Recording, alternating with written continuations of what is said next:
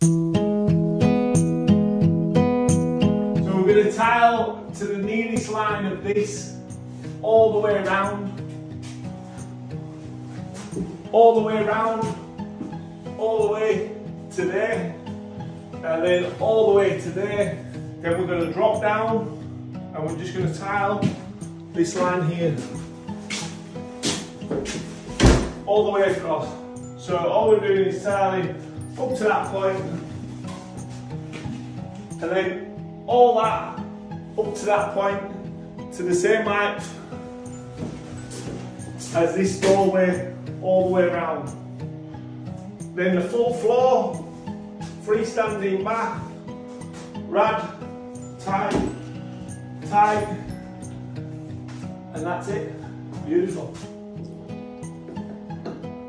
So as you can see, I have to tell everybody we only use solvent weld. Why do we use solvent weld? Because it never leaks. Never leaks. So we dropped the shower in yesterday. Now, you never ever see, watch through all my videos, you never ever see me using push fit. I always use solvent weld. The solvent weld, the reason being is push fit pipe, it's a lot. If you use push fit, it's a lot more plasticky than the solvent weld. The solvent weld pipe's solid. You can put two pieces of plastic and solvent weld. The solvent weld would always be straighter than the plastic, and less chance of dipping. So that is why we use solvent weld. We're just putting the sink in now. The sink's attaching to the shower waste. We've attached the sink to the shower waste because the sink instead of the bath, because the bath's always going to be used, and the bath will pull because the volume of water coming out of the bath and going down it will keep pulling and pulling and pulling and pulling. In theory, the water from this with an air valve on it, it's not going to keep pulling it out, so that's the reason why. Right, so as you can see, I always use solvent wherever I go, and the reason why is I see people, and I see it on TikTok a lot, plumbers using flexible pipes for the shower waste, always spin it like that. See how that fitting's always channeled down, so when the water's going down there, it's going to go like that, and when we put this pipe in here, we'll bend it up.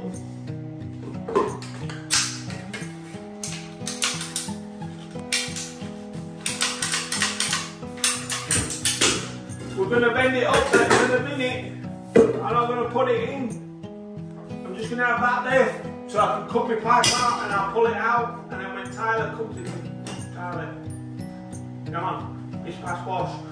Reason why I don't use flex is because chemicals go down it, and then the chemicals can eat the flex up, and then the flex will dip, and it'll end up with a dip in it. If you know about what I'm on about, let's get a pen and I'll draw a drawing. So the flex goes around like that, and what happens is the flex will start dipping like that, and then all the air and all the crap and all the clinkers all form there, and then it blocks the shower up, and then this little shower unit here, it starts overflowing because it's too much, because all the crap is in it there. And that is the reason why I don't use flex. It's always solvent weld, it's solid. You can do all with this, you could cut it from outside and put a rod up it. It's solid. Let's talk a little bit about jackerboard. So jackerboard I'm using on the floor. I always use the screw down washers. I do not agree with using the flexible adhesive to stick to this wood, to stick to this jackerboard. Now, if you could do that, why can you not just tile straight onto this? Just tile it with flexible adhesive. Huh? Why can't you do that? So, in my honest opinion is the only way to put these boards down is to fix them and screw them with the washers, because that is guaranteed to fix the board onto the floor. Now anything else that you do is a bonus. So I like to use the PU adhesive foam, which I can guarantee this sticks to this floorboard and to this board better than the flexible tile adhesive. What I'm going to do to prove it is I did about 3 years ago, I did a demo and I stuck a tile to the garage roof. So the first thing I like to do is go along the edge here, and then we're going down 600 across, down. I like to fill all these gaps in here.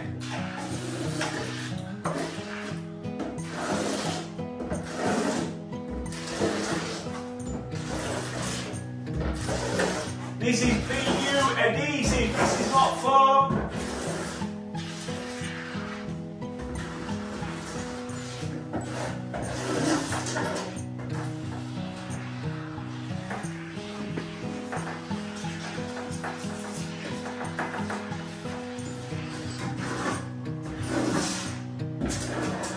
Then what I like to do is I like to draw all your little favourites for you, because this is what majority of you lads are. Do you know what I mean? See, I think I'll put a little smiley face on it for you.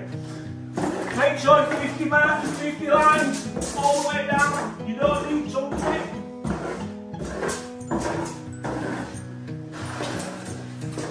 And I guarantee when we pull this board down, this board will not come up. But we are not relying on this adhesive, we're relying on the screws and washers that are put into the floor. It's beautiful. Make sure you do not screw it onto the seams, screw it in the centre, and it will last forever, guaranteed for life. And then what this is good for is, see these little gaps, fill all your little air gaps, yeah? And we'll cut it back. But the reason why I'm filling all these little gaps is because this floor is twisted and these tiles are 600 by 600. Now 600 by 600 tile we're not going to bend. There's no chance of bending it. This floor is actually twisted. As you can see, virtually flat there, and it comes up here. So all I've done is I've foamed any gaps. So what I'm going to do is I'm going to self-level this part. I'm going to go get some self-leveler. And I'll bounce some self-leveler down on it, but you need to fill all your gaps, because if you don't fill your gaps, what your self-leveler does is it's going to come and then it's just going to go, and it's like my old motto, every hole's a goal. Do you know what I mean? It's going to find it and it's going to disappear. It'll be up there like a rat up a drain pipe, you know what I mean? So fill the holes in.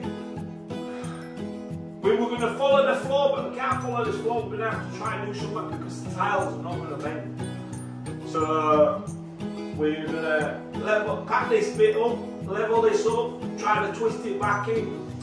And with these old properties, right lads, what you've got to remember is in this day and age, anything, you can read anything in a book, you can watch anything on the internet, but the only proven facts of the matter is I've done thousands of bathrooms.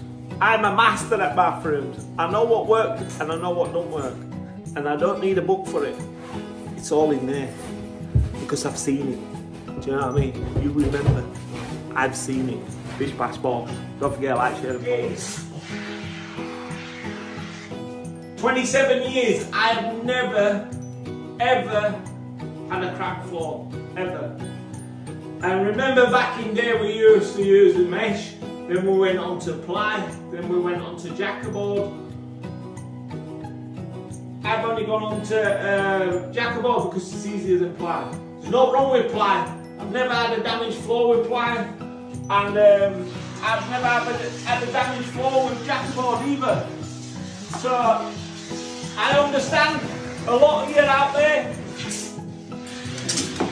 don't have a lot of brake power, and I understand that you like mules. You know what I mean? You like mules and you have to copy the trends.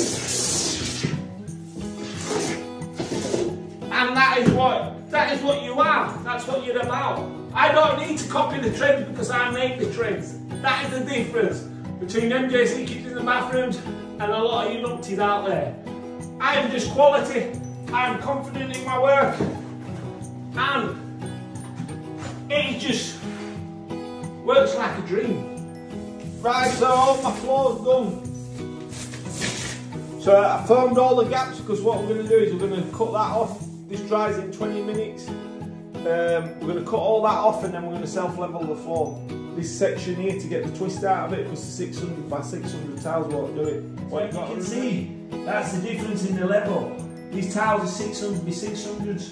So what we're going to do is we're going to mix some self-level up. As you can see, my floor is screwed down. I put plenty in. It's bulletproof. You can see there how high that tray is, how high it's packed up, yeah, compared to this side. So what we're going to do is we're going to pour the self-leveler in here, round this section here, and then I'm going to trowel it round. Here, there most probably be nothing. Here, there'll be a big fat head. And what I'm going to be using is this stuff. It's a 2-part self-leveler. So you don't even have to think. All you do, pour that in, mix your bag, bish bash bosh, job done. Bang in your mouth. So I might have mixed a bit too much up here, but it's better more than less. It does recommend not doing them all at the same time. But we'll just get it bubbled out.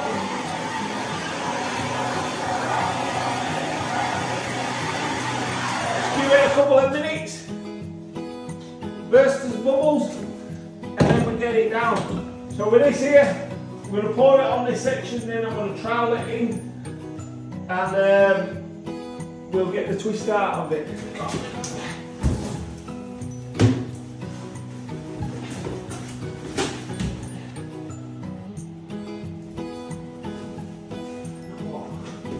Just gonna have it all.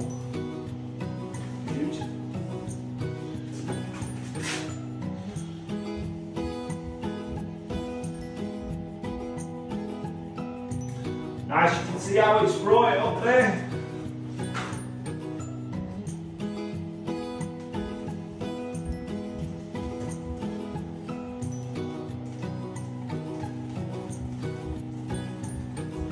I think I might need my goalie shoes on. Give that to my mate, you can take that. And we'll see where this leads. Beautiful. Bish bash bosh. And there we go. Look at that, it's just beautiful. Beautiful. See there around the tray, you can see how the tray is level. Yeah, so I'm just going to jump over there, clean this tray off, and that's it. I've just used my blowtorch to get all the bubbles out of the floor, and as you can see, it looks beautiful. Look at that.